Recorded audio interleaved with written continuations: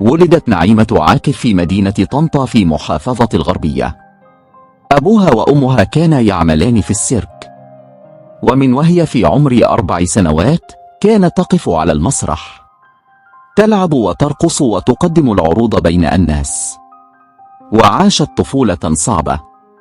أبوها كان شديدا وقاسيا عليها، وكل ذلك لأنه كان يحاول تسديد ديونه، فأجبرها على العمل وهي طفلة صغيرة.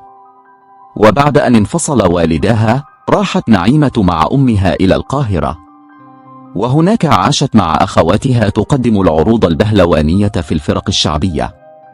وفي يوم من الأيام انضمت نعيمة إلى فرقة المطرب محمد الكحلاوي، ومن هناك رأها المخرج الكبير حسين فوزي وقال: البنت دي هتبقى نجمة كبيرة.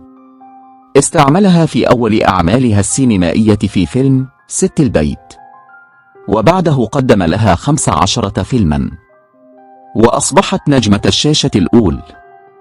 نعيمة عاكف ما كانت بس راقصة، كانت ممثلة ومونولوجيست ومغنية في نفس الوقت.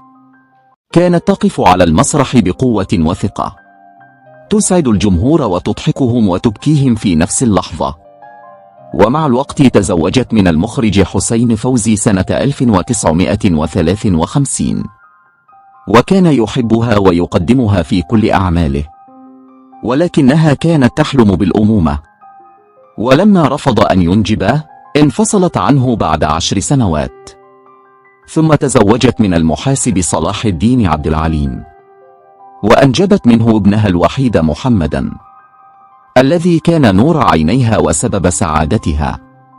وفي أوج نجاحها أصيبت نعيمة بمرض خبيث، سرطان الأمعاء، ومع ذلك كانت تخفي ألمها، وتظل تعمل وترقص وتضحك الناس.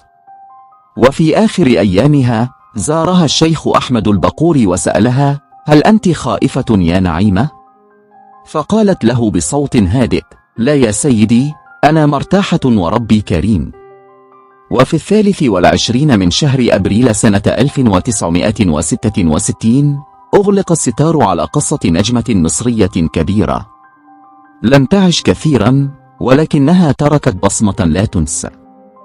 نعيمة عاكف اسم لامرأة أحبت الفن وأحبها الناس، رقصت بقلبها قبل جسدها وتركت لنا ذكرى لا تموت. وإذا عجبكم الحكاية ما تنسوش تشتركوا في القناة، قناة هحكي وما تستغربش.